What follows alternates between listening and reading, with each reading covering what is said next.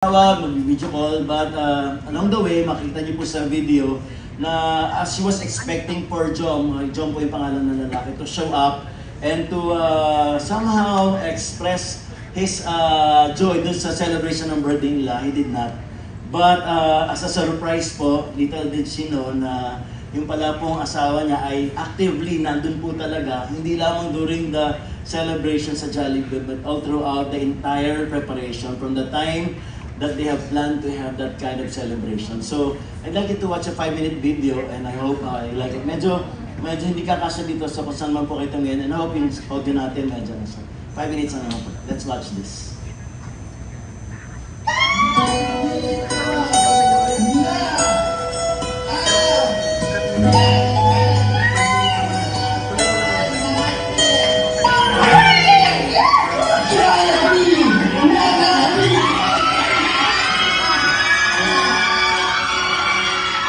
Like day-to-day, mapamili mo na tatlo mo kayo dito. Hindi mo ang ibahan na.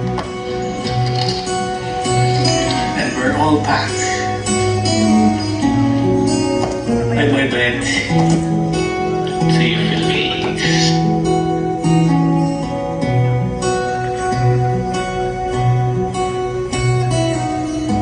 Thank you, Mark.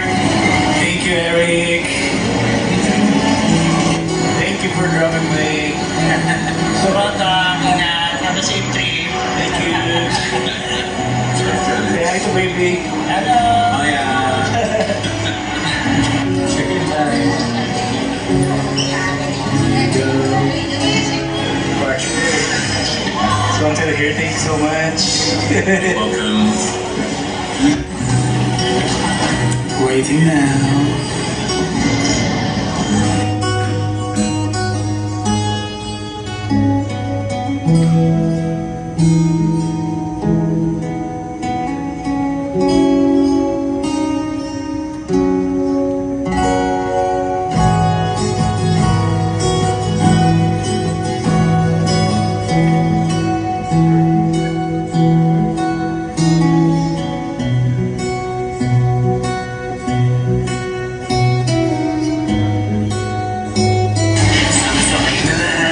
Sakay na over at Beijing.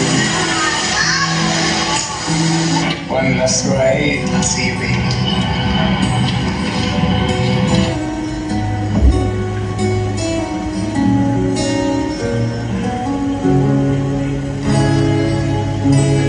So today is the day. Let's go. Dito na ako tatago. Stop room na lang dyan. Surprise dapat ako pupunta ako sa loob ng mascot ni Jollibee.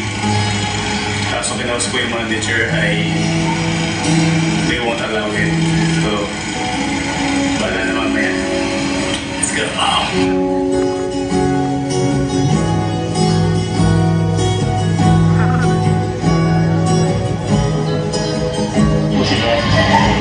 Thank you. Okay,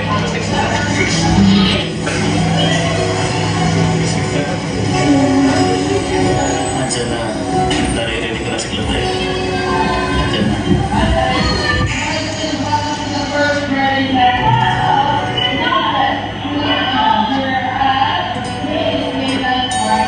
Hello baby, I'll see you later. I'll see you later. Isang regalo na nagawa ang isang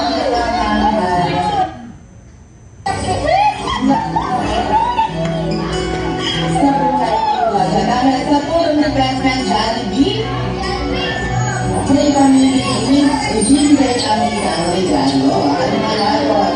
Okay, Kuya Stanley, ibigay mo na po ang regalo.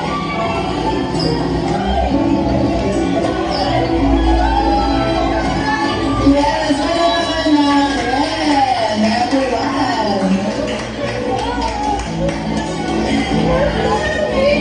Yes, okay.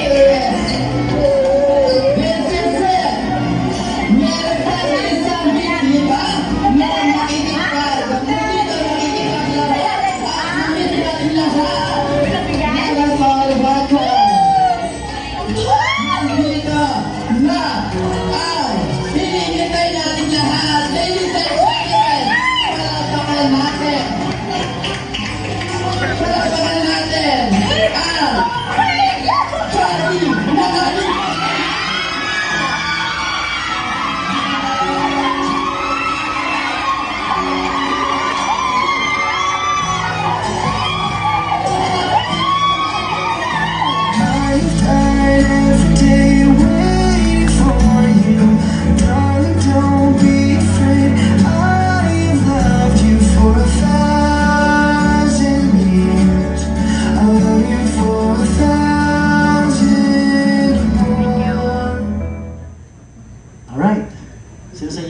appreciate yan.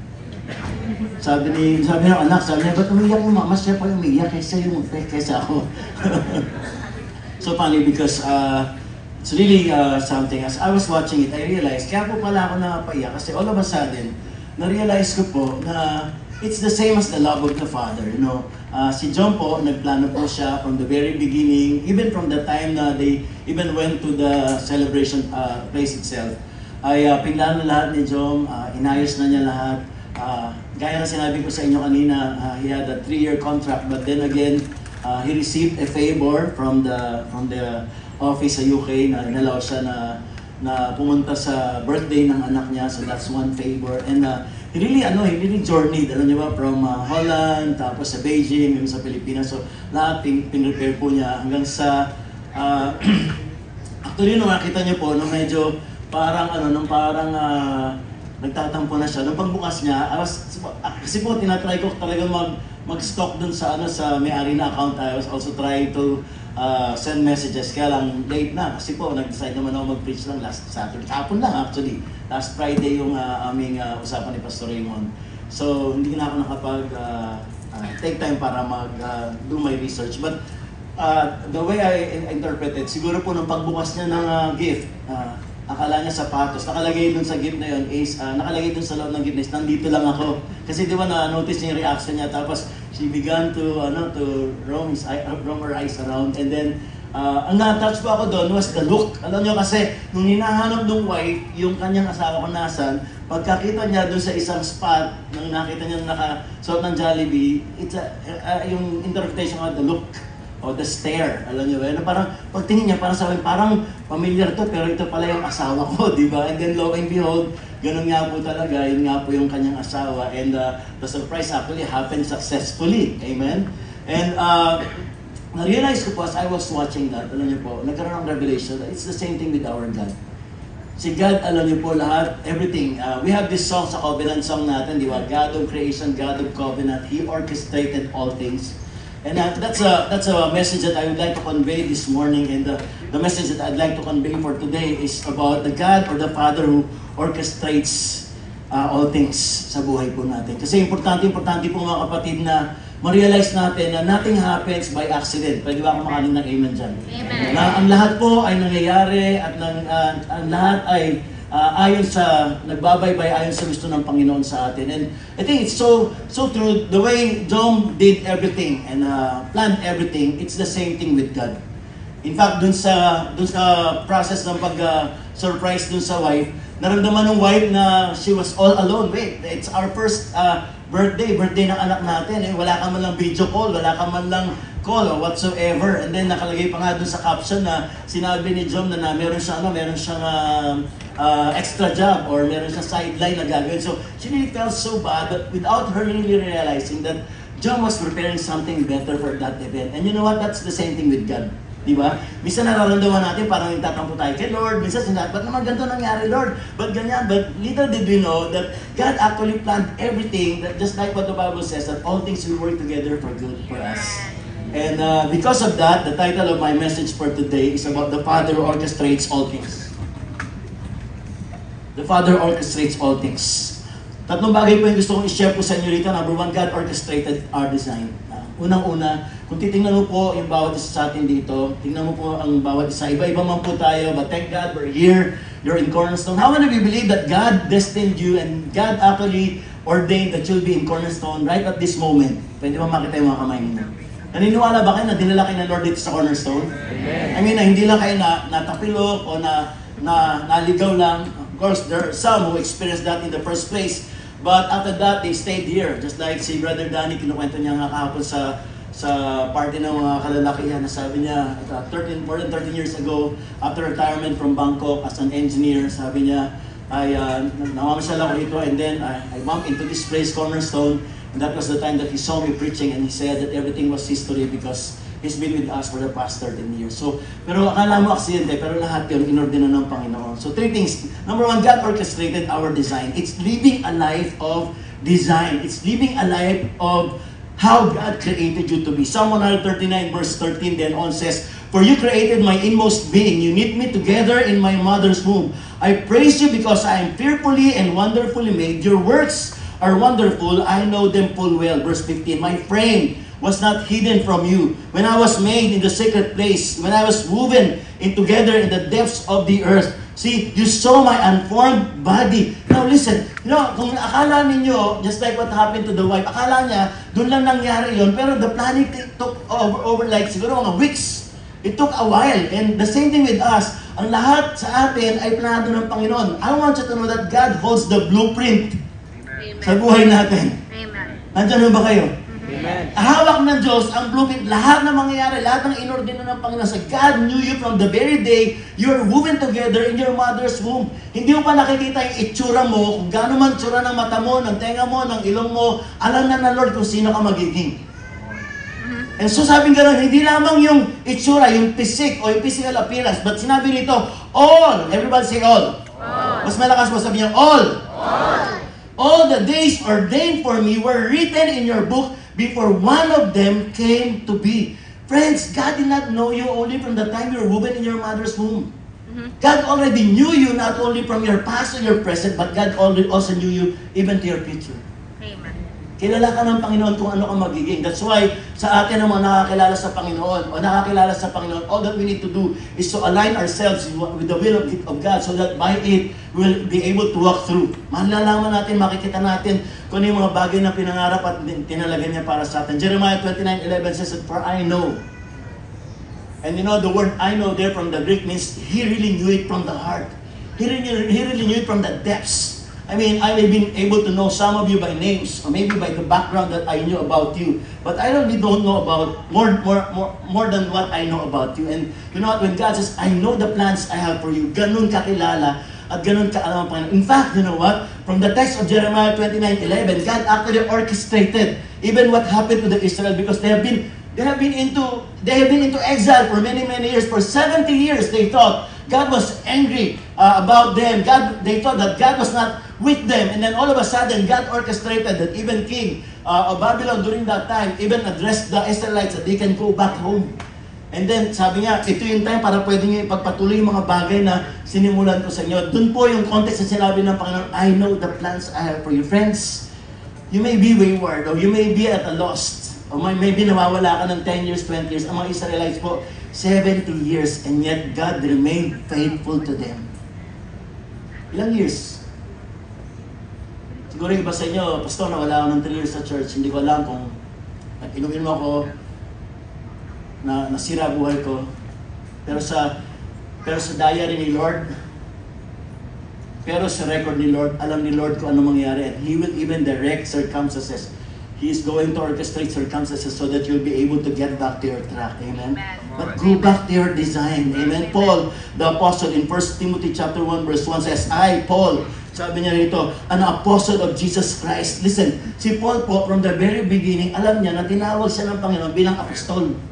And he was not questioning himself about it. In Acts chapter 9, we knew that the very nature of Paul he was really so passionate.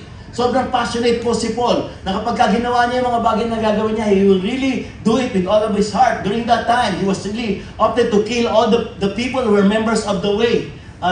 Kung paparaphrase natin sa ating generation ngayon, yung mga Christians. I mean, he was not only after them to fellowship with them, to just know what is the background of what they're doing. He was not after that. He was actually after killing each and every one of them. Imagine niyo po, yung plano niya, pagpapatayin ko itong mga to. But you know what? God has a plan. Amen. In Acts chapter 9, on his way to Damascus, God met him. He had a personal encounter with God. And from that time on, you know, the passion that he has about killing the people of the members of the way turned into, the passion to disciple and to reach many people, many Gentiles for the kingdom of God. See, nothing happened. Nagbago lang siya ng kanyang allegiance. Nagbago lang siya ng pinagbibigyan niya ng puso. But as far as the design is concerned, as far as the content is concerned, it remains the same. Friends, kung titingnan mo yung sarili mo, titingnan mo yung buhay mo, lahat ay tinalaga ng Panginoon. So you were designed by God the way you are today. Amen. You know the penguins. I don't know if you have seen a penguin. Nakita na kayong penguin? The penguins are designed for cold climates and icy waters. Eagles, have you seen an eagle? Eagles are designed to soar and to live in the heights. Ostrich, siguro naman nakakita na kayo, if you've been to Ilocos. Anyway, meron dong farm na parang merong mga ostrich. The ostrich is designed, chavik, is designed for an arid climate and is suited to dwell on the ground. Now, this may surprise you, but all of them are classified as birds. Noong una nabasa ko yun sa penguin, parang hindi pa ako maniwala. I have to Google it, and nakalagay doon, they're classified as birds. They are all birds, but they all crafted differently, so I think we are also. Amen? Iba-iba man po ang mga bagay na tinawag ng Panginoon sa atin, pero I'd like you just to be confident na ikaw ay merong specific, merong kalalagayan at merong panawagan mula sa Panginoon Diyos. Can you hear me? Amen? Pwede mo palakpakan natin ang Panginoon Diyos. I've retired more than 5 years ago. When I turned it over to Pastor Raymond, I remember nagkaroon pa tayo ng turning over of the scepter ng time na yun dito sa Star Mall.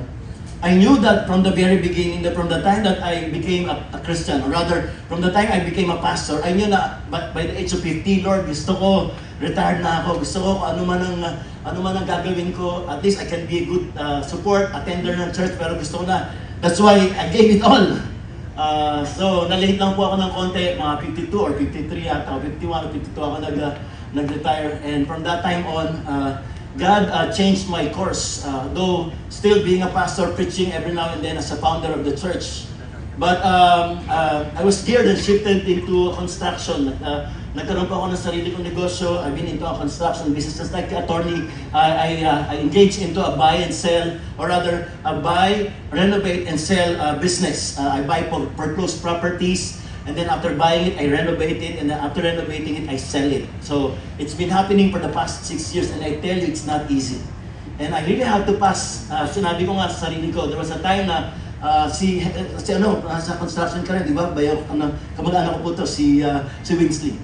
And I've been into that kind of business, young as I was, but all I have is I have a little money, I have a little experience, because every now and then, nung time po na tayo po ay nag-build pa ng church, ay kung lilipat tayo, kasama kami ni Brother John, kami nag-construct, kami yung bumibili ng mga materials. So I thought I have a little experience. But far more than all those talents, I knew from the heart na medyo may leaning ako ron. Gusto ko yung ginagawa ko. And yes, sabi ko nga po sa inyo, hindi siya madali, mahirap, pero I'm so far enjoying it. I remember there was a time, meron akong friend dito sa church natin na na-disciple ko rin po to engage into construction business. Nagkaroon siya ng konting funds, and nagkaroon din siya ng konting nagkaroon siya ng confidence to do it. So, by the grace of God, he actually did it better than I did, because malalaki po yung kanyang na deal na mga construction. Although hindi siya kanya, kundi siya po ay nakikipag-kontrata po ng isang construction. So meron siyang dito sa Tarlac, sa Banban, mga 700 square meters po, and meron siya din dun sa Tarlac din po mga 120. So every time naman po na mag-rebuild po siya, tinatawag niya ako para kayo mag-ground break, kayo magpe-pray. So may pastor na nasa construction, siya naman nasa construction na dinisciple ko. Gets niyo? So sabi ko, at least double naman sa akin, di ba? Double money. Kasi syempre may lagip na dun sa pagpe-pray. Tapos may natututunan pa rin ako sa kanya kasi siya kumuha ng mga materyales, di ba? So, nakuha niyo? And nakatawa po kasi pagkatapos mo i-dedicate yung lugar, yung namang engineer, papatay naman ng manok. Nagigili ka nila tapos ililibot-libot doon, tapos titingnan na ako, napapailing na lang ako. Sabi ko, bahala kayo dyan, basta dinedicate namin ito kay Lord, kung saan manok yung gustong i-dedicate, bahala na kayo. I remember there was a time, I think his business was tested. Young as he was, and although medyo finance as he had, kumbaga meron siyang mga capacity, pero nagkaroon po ng shaking. After our meeting, one of our meetings dito, in-invite niya ako for dinner together with Kirby, dito po sa Renatos. And while we were having dinner, sabi niya, Tay, sabi niya, parang ayoko na ng negosyo ko. Sabi niya, I'm going to turn it over to you. Ikaw na maging presidente, sa'yo na tong negosyo na to, and then ikaw na mag-take over. And I remember saying it to him very clear. Sabi ko, Mike, sabi ko, there's one thing that I'd like you to know. We may be in the same business. as you're in a construction business, I'm in a construction business. But hindi ko po malaman kung paano ko explain sa kanya, but the way I explain it is this way. Sabi ko, let's just imagine, we're of the same business, like we're in the same hospital. Sabi ko, ako nasa emergency room, ikaw naman nasa private room na. Pareho tayo nasa hospital, pero magkaiba yung ating expertise. Nakuha niyo po? So sabi ko sa kanya, I don't think there's any way that I can acquire your business kasi unang-una ayoko maging employed. Ayoko nang alam ko, mas stressful na pag sarili mo, mas stressful pa pagka ikaw hawak ng isang nagkukontrata sa iyo. Tama yan, Winston, tama? Because you really have to yield in many ways so many things about yourself. Kasi kung halimbawa nakita mo parang juwangit naman itong tiles na gusto niya, wala kang magagawa, yan ang gusto niya. Hindi niya nagigets, di ba? So minsan parang, yan ang tiles. Ay naku, naalala ko, ganyan-ganyan ang tiles nung kami ay grade 1. Grade 1 ka pa, may asawa ka na ngayon, iba na itsura ng tiles ngayon. So anyway, hindi na ako So, you know what I mean? Alam niyo ibig sabihin, dapat alam mo kung ano yung design mo. I'd like you to look to the person next to you. Magkaiba kayo. Ano man ang panawagan ninyo, pero dapat alam ng bawat isa sa atin kung ano ang panawagan natin sa Panginoong Jesucristo. I was in the men's fellowship yesterday in their Christmas party, and I was talking about men, and sinabi ko nga po about being fathers, and sabi ko nga sa kanila, dapat alam nila yung design nila, dahil yun din yung magta-translate sa mga anak nila na malalaman din ng mga anak yung design nila. And sinabi ko nga, most of the fathers, or most of the men, actually, are men of few words. Tama? Makita nyo kahit sa church, di ba mga nakaganyan lang yan, sila yung pagka nag-worship, nakaganyan. Tapos pagka nag-preach, kala mo nakaganyan, pag tinulak mo, babagsak kasi natutulog. They have learned the art of sleeping while their eyes are open. Hindi naman po lahat, okay? Check nyo lang. Tignan nyo lang katabi nyo na kung may lalaking katabi. Tulak mo ng konti. Pag kumilos, ibig sabihin gising. Gising naman, ano? Tama, no? Gising naman kayo. So, nasaan ba ako? Na-distract ako sa iyo, brad. Asa na ba yun? Ano ba ginakwento ko? Ayun! Na-distract ako sa iyo. Men of few words. But sabi ko nga, the problem about men who have few words is that they also fall short with their action. Men of few words ka na nga, men of few action ka pa rin. And sabi ko, challenge ko sila, sabi, it's time, high time right now for the men in the church, not only to be few words, or few of action, but to be men of words and action. Naku, paano sila pwede magamit ng Panginoon? Paano sila pwede maging nasa front row? Kung paano sila pwede maging frontliner sa church? Hindi dapat ipagkatiwala sa mga youth o hindi dapat ipagkatiwala sa mga kababaihan. And we really thank God for them. But there's no way that our men in the church will just stay behind and all that they're going to do is just to sit back and relax in their houses and then taas yung paa nila, kukuya-kuya ko, and then watch Netflix. Hindi mo ba? Tapos iwan, ikaw na lang misis, ikaw na lang mga anak. But I think it's time for us to really see men, to be fathers in the church. Amen? Kaya palapan natin ang Panginoon.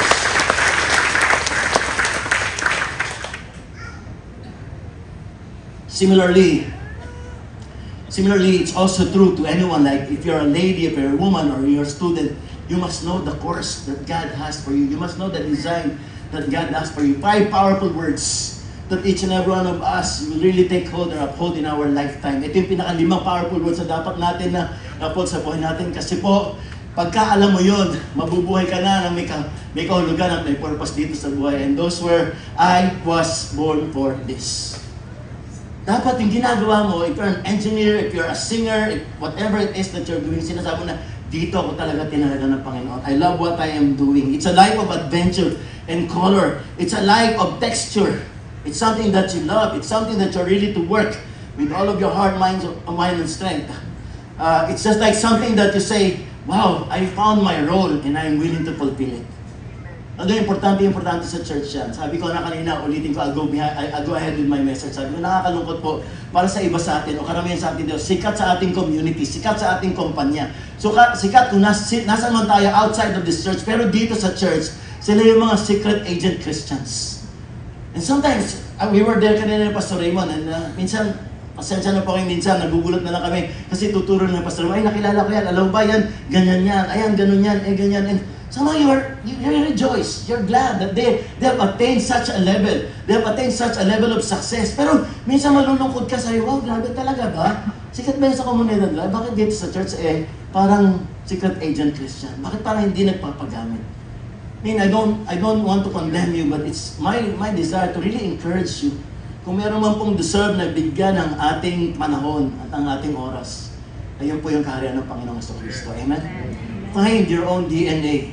Because your DNA will eventually find you. Number 2, God also orchestrated not only our design, but God orchestrated our enjoyment.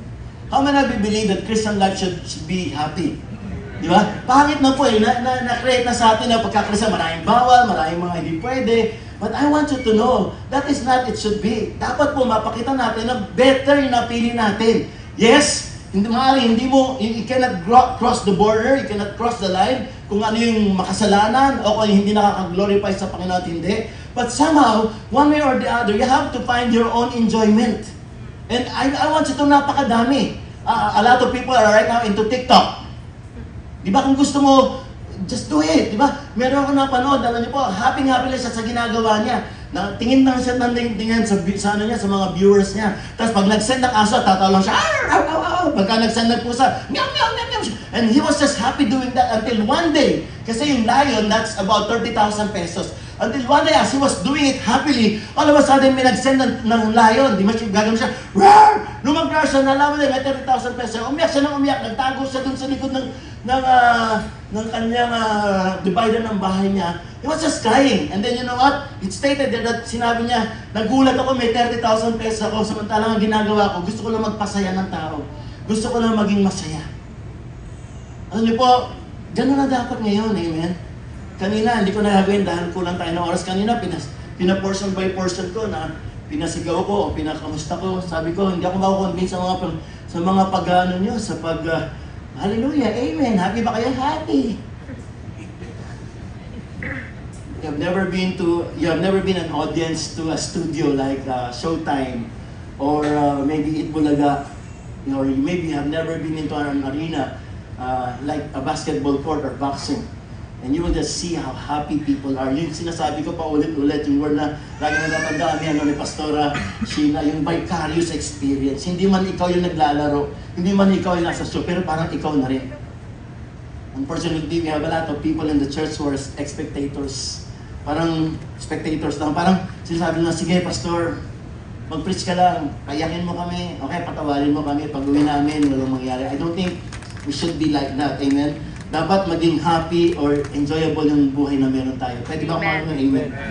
Let's read 1 Timothy chapter 6 verse 17. It says, command those who are rich in this present world not to be arrogant, nor to put their hope in wealth, which is so uncertain, but to put their hope in God who richly provides us with what? With everything for our what? Come on, shout that out. For our? Enjoyment. Mas malakas. For our? Enjoyment. No. For our enjoyment. Pakita mo naman, mga kapatid, how can you convince other people to be a part of our church? If all that you show to them is that, eto, punta na naman tayo ng cornerstone eh. Makikita naman natin, Pastora Aiden doon.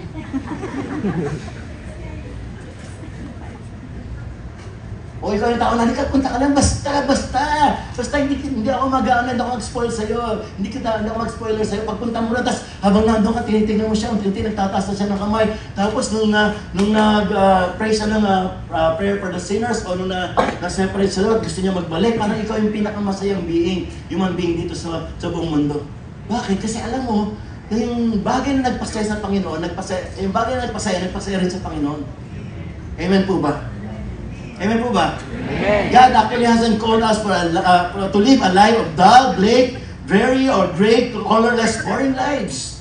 Hindi tayo tinawag ng Panginoon para sa gano'n, but rather, He called us to be to an abundant living here on earth. I don't know if many of you still remember the movie of Braveheart. William Wallace actually says, every man dies, but few really live. To put it in more context, DRB, RTD, Real Talk Darbs, isa sa mga pinapalo ko po sa mga content creators ngayon po. Sinabi ni RTD, Real Talk Darbs, sabi niya that many people live but not many people live. Rather, many people dies. Everyone will die, but not everyone will live their purpose in life. Yeah. Alam niyo, yun lang gusto kong ibigay sa inyo sa punto na to. All of you, we are all passing through. Sinabi ko na to kaninang 8 o'clock. If you still have a memory about your elementary or your high school days. This coming December, we are creating in our batch 1972 ata, or 1984, hindi ko lang.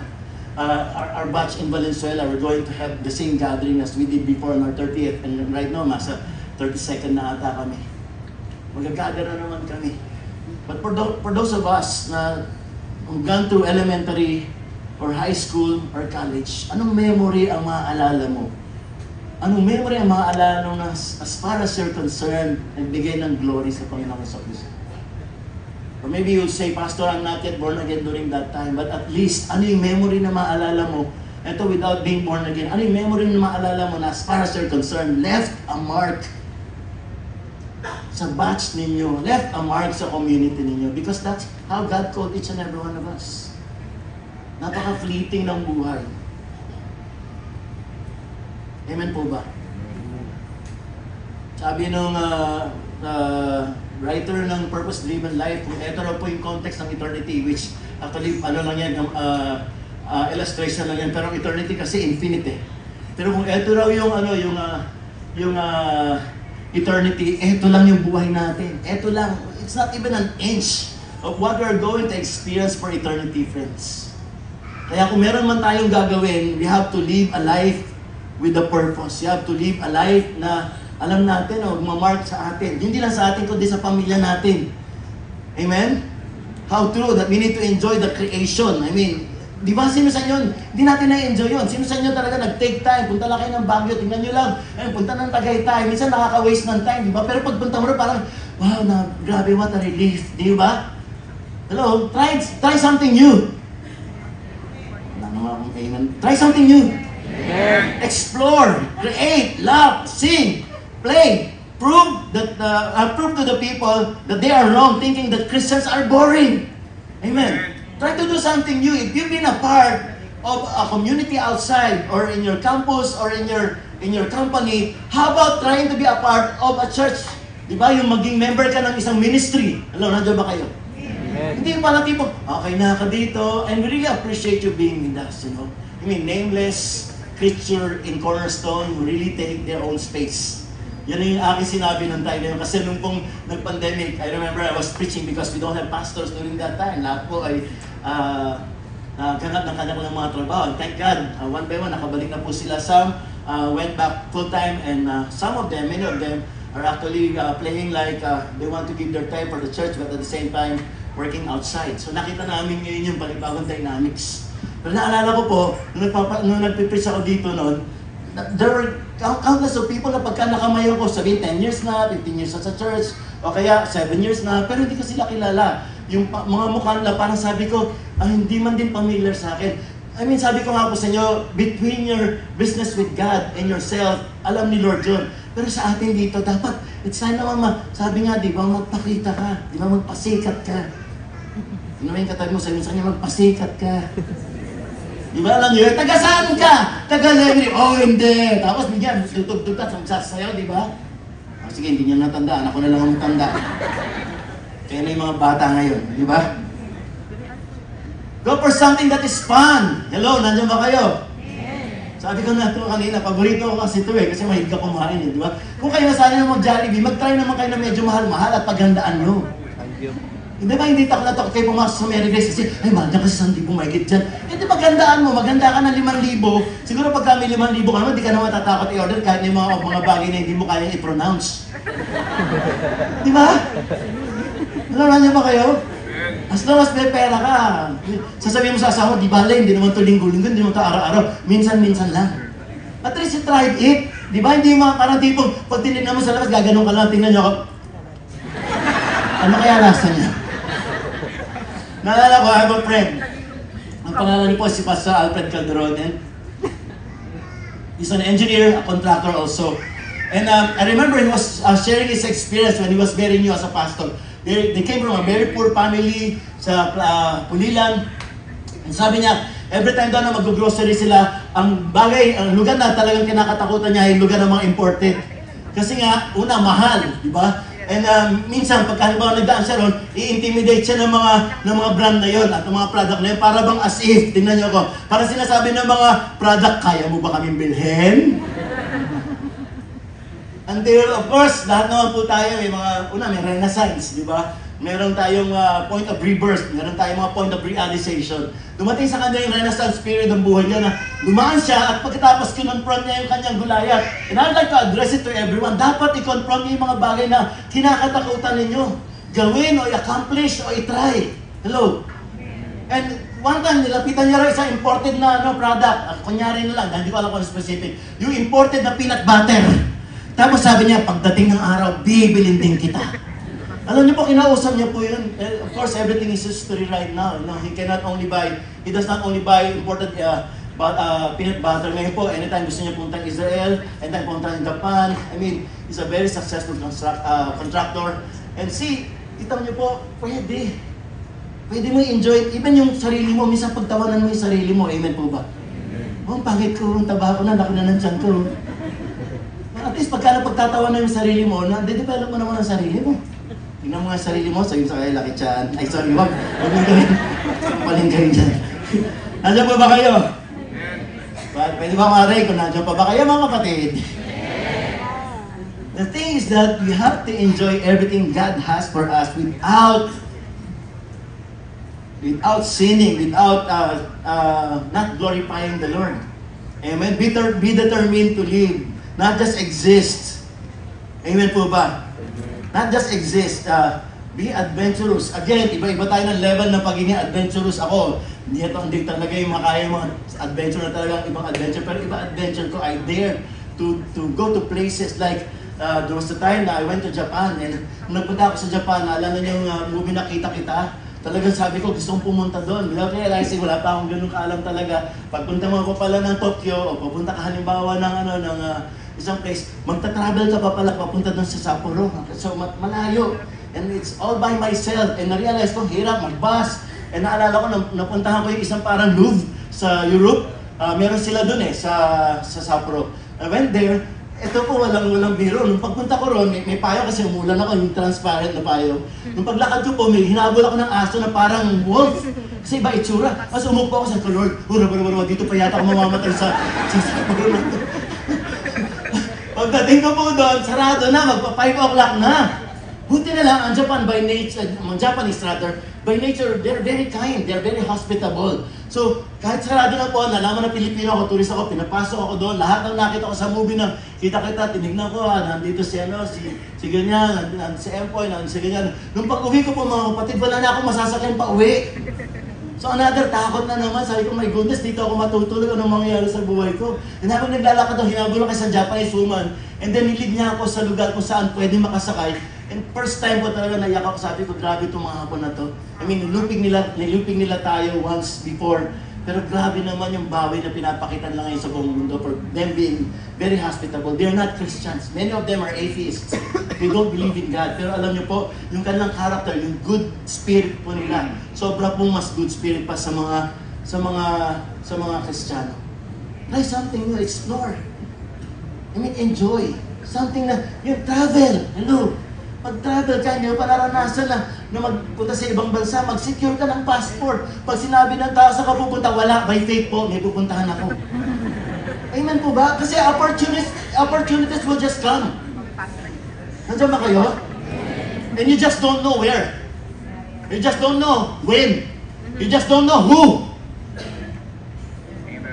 I remember one of our pastors before, si Kevin, kumain lang kami sa Antipolo. Kasi nung time na yun, nagcha-check sila lang pag-youth camp nila. And I just want to have a break. I just want to go to Hong Kong. Sabi ko, Kevin, sama ka. Gusto mo pumunta ka sa Hong Kong? Sama kita, libre. Free lahat, bahay, pagkain. Talaga tayo? Sabi niya, tuwan-tuwa siya. What if kung wala kang passport nung time na yun?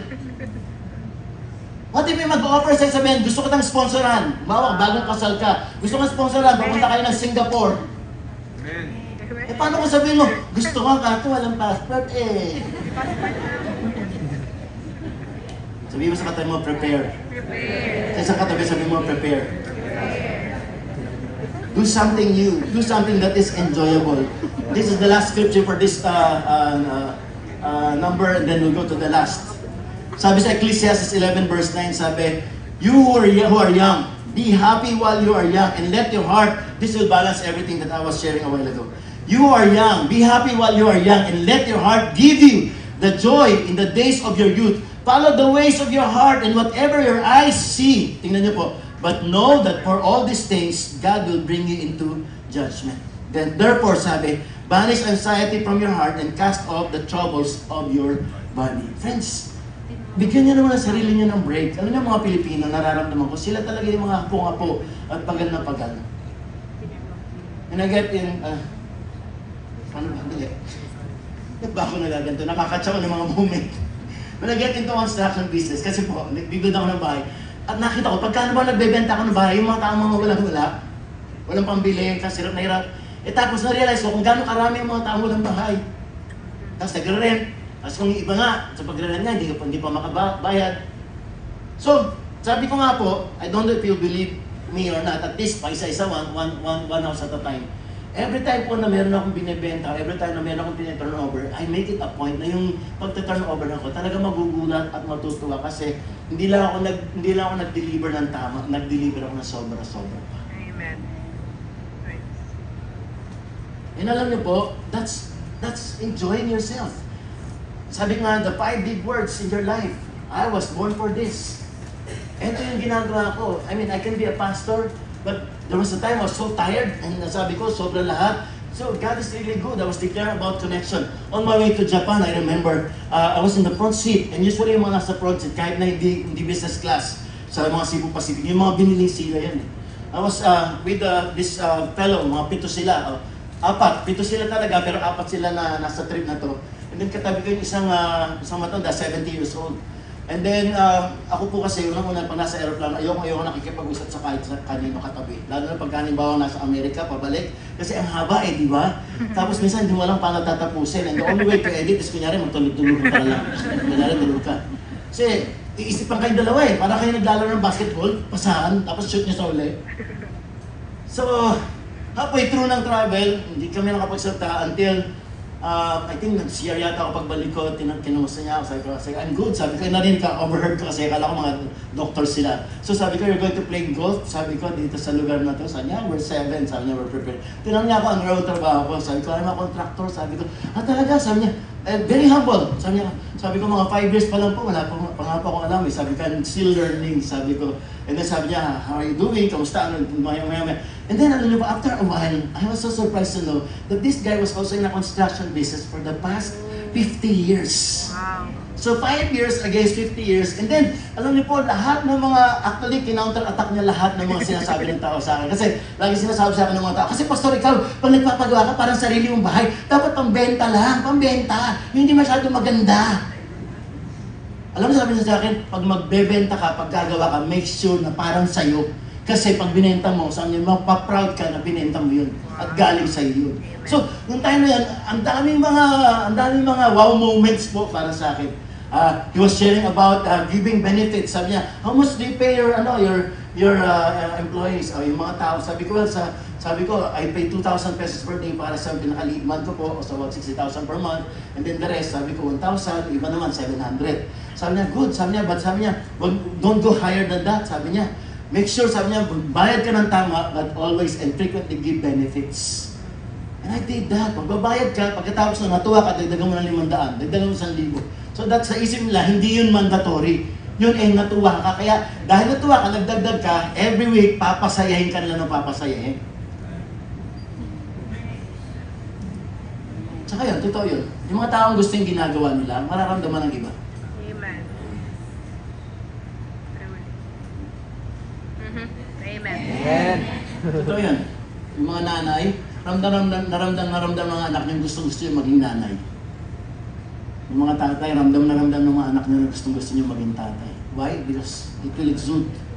Mararamdaman nila yun. Mararanasan nila yun. Sabi nga, do what is enjoyable, but at the same time, learn that we're going to face judgment, we're going to face eternity. And last but not the least, I went on to my message, ahead of my message. Number 3 is, God orchestrates eternity in us. God orchestrated eternity in us. Ecclesiastes chapter 3 verse 11 says, He has made everything beautiful in its time. He has also set eternity in the human hearts. Or in the human heart. Yet, no one can fathom what God has done from the beginning to end. Imagine niyo po, tingin po kayo sa akin. Sabi ng Lord, isinet ko na, nilatag ko na sa bawat isa sa kanila. And yet, di pa rin nila nauunawaan ang mga bagay-bagay mula simula hanggang sa katapusan. You're not called to live a life of confusion, to live a life of emptiness. You're not even called by God to live a life of just to survive. You know, darating ka talaga sa point na na-realize mo, 70 years old na pala ako kasi sobrang na-enjoy yung pagiging human being ko. Kaya 70 na ako, okay pa rin ako. Amen. Tingnan mo yung katabi sa ba, enjoy ka ba sa sarili mo?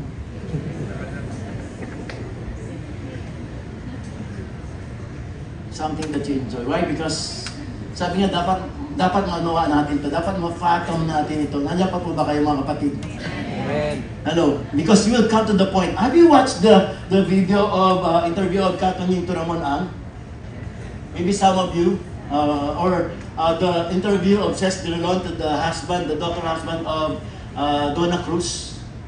I watched it in the middle when I was confused. I was watching in the middle where I was so tired doing what I'm doing. Ito, nakakapagod itong construction, hirap. Ang daming pera, awayin ka pa. And then napanood ko sila, sabi ko, ito nga 70 years old na, ito 60 years old na, pero patuloy pa rin ginagalaw. Ang dami pa niyang gustong gawin. Sabi nga ni Katunying sa kanya, hindi na kayo dapat founder, hindi na kayo dapat CEO ng isang malaking kumpanya, dapat maging presidente na kayo ng Pilipinas. But one thing I've realized, you know what, they came to the point wherein they did not only enjoy what they were doing, but they came to the point in their lives wherein they are actually finding their own significance.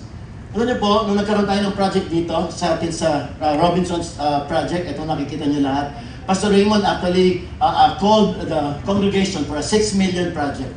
I mean, one by one, in-itemize niya lahat ng mga mangyayari, and after launching it, believing that there will be turnover of money. And yung mga gumawa po nito, tatlo sila Serge, si electrician nito, alam niyo po, si Rogelio, ay isa pong electrician sa barko. And then si Kuya Danny po is actually a retired engineer in Bangkok.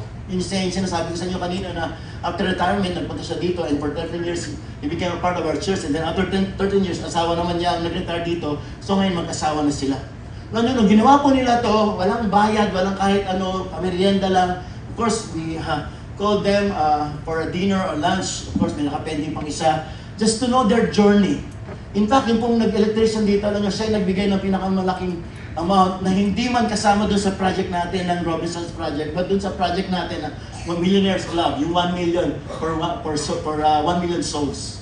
And because kayo naman ay mga kaluluwa, so dito na in-spend yun. Siya na yung nagbigay ng pera, and yet siya pa yung nag-electrician yan. So, saan kayo? Industrial labor at the same time, talagang pera talaga. And nitong last time po, naglalunch siya ni Kuya Danny. Sabi niya, he was just happy doing these things. Sabi niya, masaya lang ako. Came to the point na meron pong group of doctors sa Valenzuela na mga doctors na nagtayo po ng ospital, isang building. At sinabi po sa kanya, Sir, hindi namin kayang bayaran ikaw, baka dinner lang ang pwede na ibigay at bayad. Sabi niya, yes, I'll do it. And he's been doing it. Why? Walang pera, walang kahit anong appreciation, isa lang ang meron siya, masaya sa ginagawa niya. And it came to the point wherein I'm already living a life of significance. Ano mga kapatid, dapat ang bawat sa atin may ganong puso eh. Doesn't matter if you'll be credited, palakpakan ka o hindi, i-acclaim ka o hindi, for as long as you know that I have a part of the whole thing that God is doing. Amen po ba?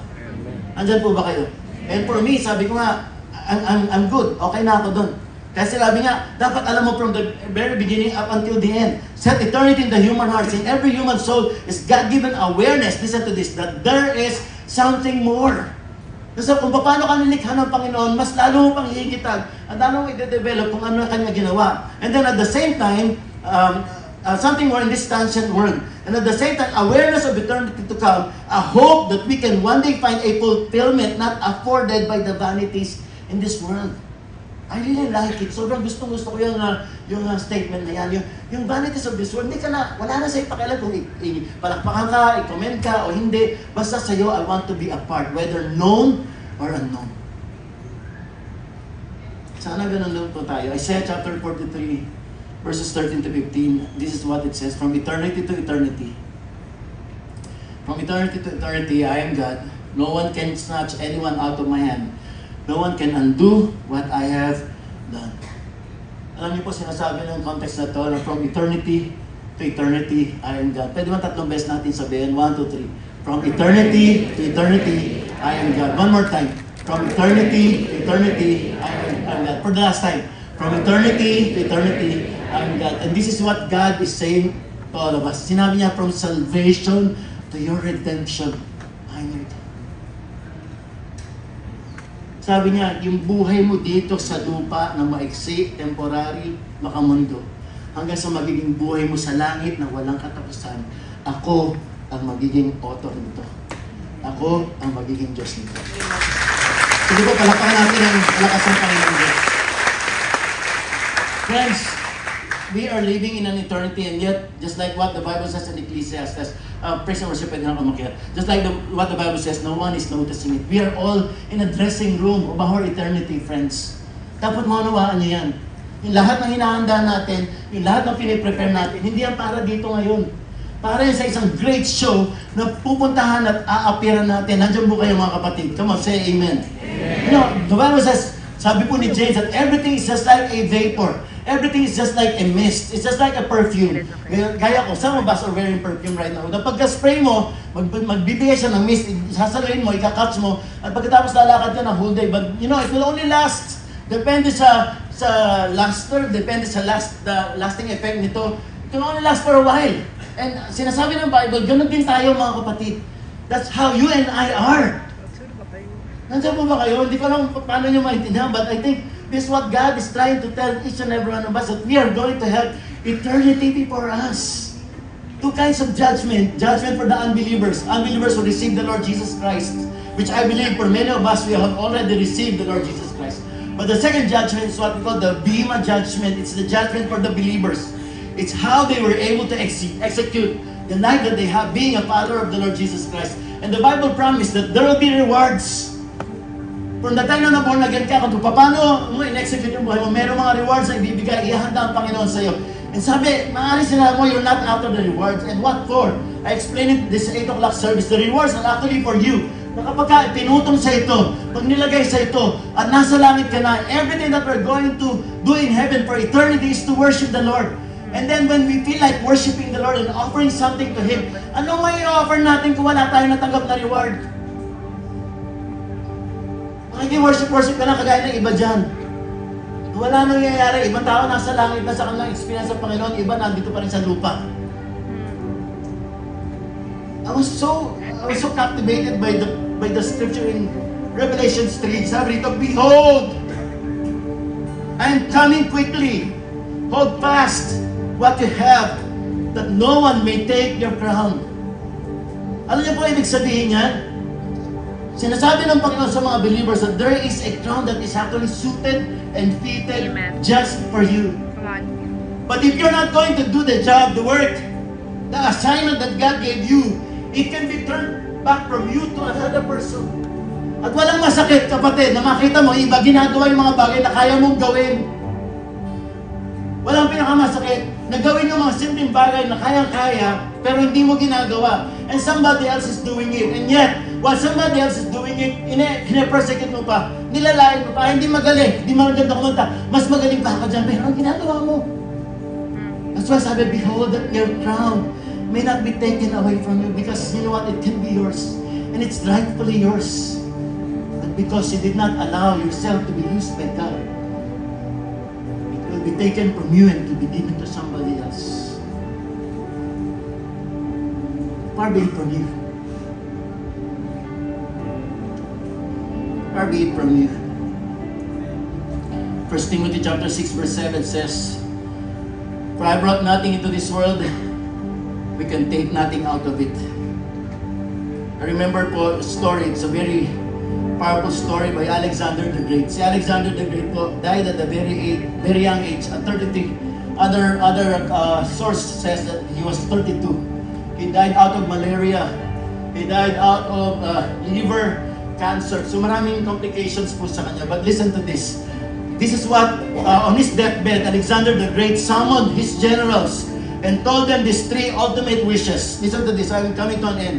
The best doctors, ang unang-una niyang gagawin, the best doctors should carry my coffin.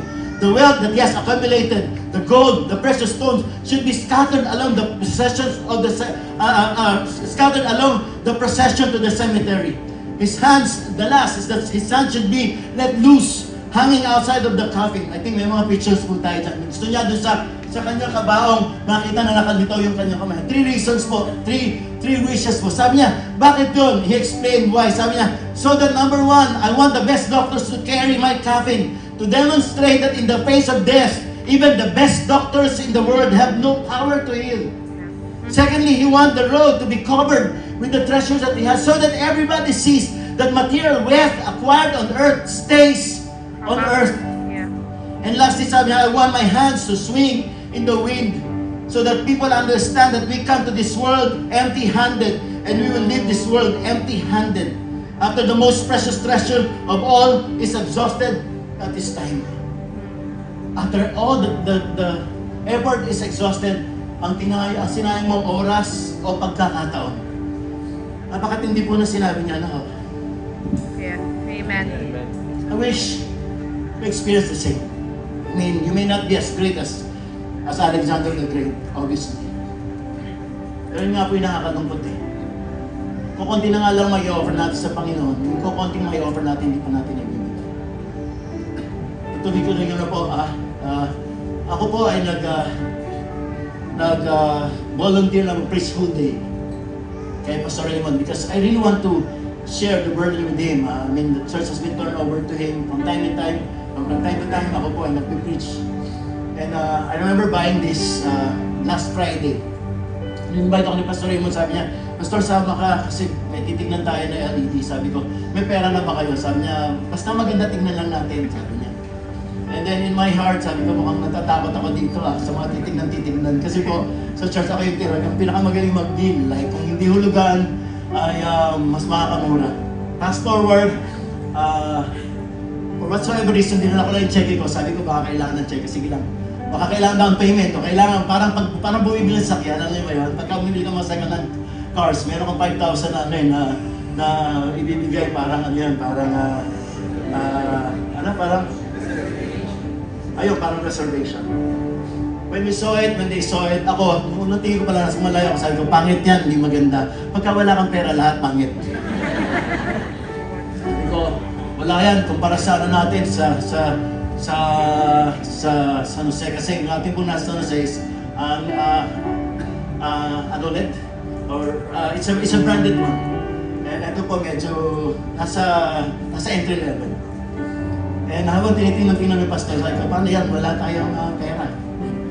And syempre, pagka na-excite ka, sabi ni Pastor, sige na, kaya na. Tapos gumulo siya sa akin, sabi niya, ikaw na magre-race niyan para maka-race tayo.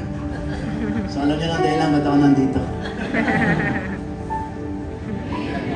I don't come empty-handed. I mean, I did my research. You had your project launched by Pastor Raymond. And from the time it was launched, apart from that, na iba naman talaga, pero dun din na-birth dahil wala naman talaga pupuntahan yung Millionaires Club natin sa 1 million. So ginamit dito. Tapos, you have the carpet right now, donated by somebody. And after that, kinilang yung record natin. As per record shows, you only received 200,000 pesos, a little more than 200,000 pesos. And I really felt sad. Sabi ko nga, dapat tayong mga Robinsons, tayo magkaroon ng ownership. Kasi kayo talaga yung nandito eh, di ba? Amen. Kayo yung makikinabang. Ako, nandun ako sa San Jose, doon ako nag-attend every 4 o'clock service. And I think it's time for you to really see it. One thing na hindi ko po magustuhan is yung may mag-prepare para sa inyo, tapos yung mga taong pinag-preparean nila ay hindi in-appreciate to, hindi nag-show up. I can just imagine, listen, ano po ang palagay niyo na si John, remember sa video natin sa Jollibee, ano palagay niyo mararamdaman ni John na prepare siya, nanghingi siya ng leave sa kanyang boss, binigyan siya ng favor na masahe siya from Holland to Beijing to Manila, and then did all the extraordinary effort, kasi nag-try siya na isuot yung Jollibee mascot, yung pinayagan. Ano sa palagay niyo, ang mararamdaman ni John after all those preparation, nung mismong program na, nung mismong celebration na, wala nag-cooperate, wala, napalpak lahat. Siguro, no, parang feeling ko, gano'n din ang maramdaman, parang feeling sumpa, di ba? Tama ba? Nandiyan ba kayo? And I think, gano'n din po yung naramdaman ko. Sabi ko, what would your pastor feel like? He really prepared. No, sinabi ko kanina umaga, at least kanina medyo naiyak-iyak pa ako ngayon, malakas na load ko. Alam niyo po, nung sinasabi ni Pastor Raymond na, Pastor, magre-renovate tayo, 6 million. Sabi ko, 6 million, parang hindi yan wise. Sabi ko, baka may mga bawas natin yan. You know, all the things that I was trying to be a bihenan. Alam niyo ba yun? So, sabi ko, hindi yan. And later on, nakita ko yung heart niya. And sabi ko, sige, let's just go for it. And listen, ano nararamdaman niyo? Ano ba lahat ng preparation na yun? Tapos, yung return, hindi ganun. In fact, sabi ko sa kanya, huwag na natin gawin yan kasi kako baka may magkaroon naman ng pandemic. Useless lang. Diba? Huwag na natin gawin yan kasi sabi ko, sanay naman na yung mga taga-Robinsons. Sabi niya, no, deserve ng mga taga-Robinsons na for the past 14 years, 15 years, natin sila mabago man lang ng konti yung nakikita nila. It's a dream of someone. They really plan something. And what would you feel if the person who is planning will somehow feel frustrated simply because the other party did not respond properly? That's why ako po ay naninigluhod para sa inyo. This is yours. This is not mine. This is not Pastor Raymond's. This is ours. Maaari sabihin nyo, hindi natin kailangan, pero we're in it together. Di po ba nakakalungkot? 200,000 pesos of return for a 6 million project. Buti na lang po nakakuha tayo ng mga discount sa lahat. Buti lang may mga tao na nagko-cover ng iba. Pero, eto to. Ako to. And ako po, sinasabi ko po, hindi to palakihan, hindi to pasikatan. Kasi, what can we achieve para magmeron, magmalaki, di ba? Gusto lang natin maging part ng ginagawa ng Panginoon. Sino ba sa inyo gusto maging part ng ginagawa ng Panginoon dito sa inyo sa Robin, sa Sasang Kamay? Sige, palapakan yung Panginoon.